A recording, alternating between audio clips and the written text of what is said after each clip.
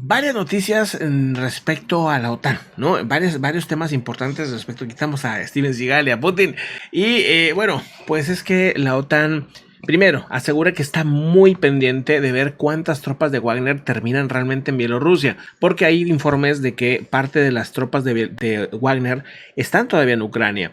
O también que podrían distribuirse a otros países europeos. Exactamente, porque bueno, Polonia, Lituania, todos los países que colindan con Bielorrusia ya se han puesto en emergencia, sí, en la alerta. Claro, sí. El secretario general de la OTAN, Jens Stoltenberg, afirmó el día de hoy que aún no está claro cuántas tropas hay y tras el motín que se organizó, y se es muy pronto para extraer cualquier conclusión final, también porque no está claro todavía cuántas tropas Wagner terminarán en Bielorrusia y en otros lugares, porque también van a mandar algunas a África, a Siria, etcétera. Y también el hecho de que todavía hay algunas tropas dentro de Ucrania que dicen que no están participando o sea, no están en acción, pero siguen ahí. Hay algunas tropas que todavía siguen en Rusia también. Eso también llama la atención. De hecho, siguen inscribiendo personal, lo cual es rarísimo. Qué raro. Y el secretario general de la Alianza... Comenta esto si no se lo han perdido. Grupo Wagner sigue reclutando gente dentro de Rusia. Tiene el permiso, o sea, de reclutar gente. Entonces, ¿cómo es posible? O sea, eso no tiene sentido. Si el grupo Wagner fuera el traidor y el enemigo y lo que sea, no estarían haciendo eso. Por eso todo suena a un teatro, ¿no? Seguimos en la misma. Seguimos en la misma. Dice, también acordamos un programa multilateral para apoyar a Ucrania para avanzar en lo de la OTAN. Y señaló que ahorita está la cumbre de la alianza y lo primero que se va a tratar, o el primer tema que van a tratar fue este problema, este motín que tuvieron en Rusia para ver qué es lo que ellos creen que podría, o si fue todo un, ¿cómo se llama? Un espectáculo que armó Vladimir Putin, o cuáles son las debilidades que se está viendo dentro del gobierno. ¿Cuáles son las debilidades? O sea, porque al final no sabemos hasta qué grado llega el quiebre, ¿verdad? O sea, esa es la parte que tiene que revisar constantemente la OTAN. Otro punto también importante es que Jens Stoltenberg, pues ya se le acabó su periodo, pero al parecer, pues todos están confiando en su trabajo. Aparte es un momento difícil como para cambiar ahorita con todo esto que está pasando. Así que, pues la OTAN básicamente le va a permitir que se reelija, ¿no? Le va a extender su trabajo un año más. Esta es la segunda o tercera vez que se lo extiende, ya no me acuerdo, pero lleva varias veces que se le extiendan a un año más. Una decisión adelantada de una vez que se va a confirmar durante esta reunión que van a tener en la Alianza del Atlántico en Bruselas. Ahí es donde le van a avisar de la posibilidad de esta prórroga al mandato de Stoltenberg, pero ya fue adelantada, que es el escenario porque no hay candidato claro para reemplazarlo, y pues es complicado. ¿Quién va a querer ahorita entrarle al quite cuando está súper complicado todo? O sea, de verdad que tiene que gustarte mucho estarte agarrando de pelos y no dormir y estar con úlcera en el estómago, porque... No, claro, o sea, nadie en su sano juicio creo que quiera ahorita ser parte de liderazgo de la OTAN. O sea, sí ser parte de la OTAN, pero no de liderazgo, porque el que o sea, no duermes, todo el día estás con que si está pasando esto, está pasando el otro. O sea, sí es una friega. Tiene que gustarte mucho, obviamente, el tema y estar, pues básicamente sin vida. Debe tener un buen sueldo. No digo que no. Pero hablando de la OTAN de una vez, pues ya vamos a comentar qué opina la OTAN, o sea, qué opina este organismo ante la quema del Corán en Suecia, porque esto generó mucha molestia, obviamente, en el mundo musulmán, no nada más fuera de Europa, o sea, dentro de Europa pues hay muchos musulmanes y están bien molestos porque queman un libro sagrado, que yo creo que también igual mucha gente pues cristiana se enojaría si en una protesta queman una Biblia o esto o el otro, o sea, ese tipo de cosas pues que en Suecia se permiten. La OTAN fue y reaccionó. ¿Y qué dijo? Bueno, lo que la OTAN dijo es que dice, esas acciones de que la quema de la OTAN dice, es ofensiva y censurable. Dice, no son necesariamente ilegales en el sistema jurídico soberano. Dice, entiendo la emoción y la profundidad de sentimiento que esto causa, y acciones que son ofensivas y censurables no son necesariamente ilegales en un sistema jurídico soberano. Claro. Pero, pues sí, o sea, de verdad que Suecia pareciera que hace todo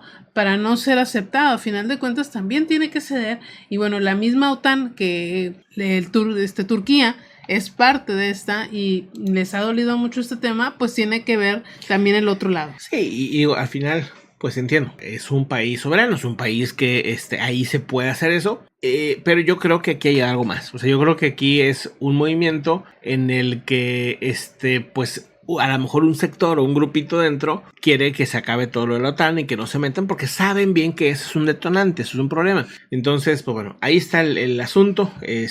Queda fuera Suecia de la OTAN, por lo menos por ahora, ¿no? Bueno, por ahorita sí. Por ahora. Vamos a otro tema importante para Mr. O, que está por aquí. Que viene el fin de los bitcoins. Que bien, oigan, pues bueno, se reporta que en el Reino Unido ya están reconociendo el tema cripto, o sea, para que se regule el BTC y otras criptomonedas. Esto pues ha traído a muchos, sobre todo inversionistas, muy contentos porque al final pues el Reino Unido es uno de los países con mucho dinero, pero al mismo tiempo con mucha desconfianza en el tema del cripto. Entonces, este tema creo yo que va a ser importante en los últimos, ¿qué son? 6 meses. En los últimos 6 meses, miren, vamos a ver el avance, ¿no?, que ha tenido el BTC. Estos son los últimos 6 meses. Ahí está el avance, ¿no? De 14.220 a 30.749. En el último medio año, un 86% de subida. O sea, es impresionante esta subida. Pues yo creo que pocas cosas han recuperado tan bien como el BTC. No es ninguna recomendación para nada. De hecho, yo insisto que yo creo que todavía le queda una bajada. Nada más que tanta noticia positiva sobre el BTC en países como el Reino Unido, como Japón, como Estados Unidos, últimamente, pues le está dando una fuerza bastante grande. Aparte, que yo creo que muchas criptos chiquitas van a desaparecer. Entonces, pues ¿dónde invierten los que sacan esa lana? Pues invierten al Bitcoin, o sea, se van a lo más seguro, a lo que creen que es más seguro, ¿no? Pero bueno, ese es un tema que me llama la atención. Otro tema que me llama la atención en ese tema es el peso, que sigue muy fuerte. Decía, no, es que el peso ya está medio cayendo. No, yo no veo eso. Yo veo que el peso sigue fuertísimo. Lo que no veo fuerte es el rublo. El rublo sigue cayendo. Ya está en 87. O sea, ahora sí que cada día que comento es un rublo más que tienes que pagar por cada dólar. Y sigue y sigue. Si nos vamos a los últimos, pues, ¿qué serán? Un año. Si nos vamos al último año, ¿no? Esta es la caída del rublo. Digamos que mientras más sube, son más rublos los que tienes que pagar, ¿verdad? Entonces, hace un año exacto se estaba pagando 54 rublos por dólar.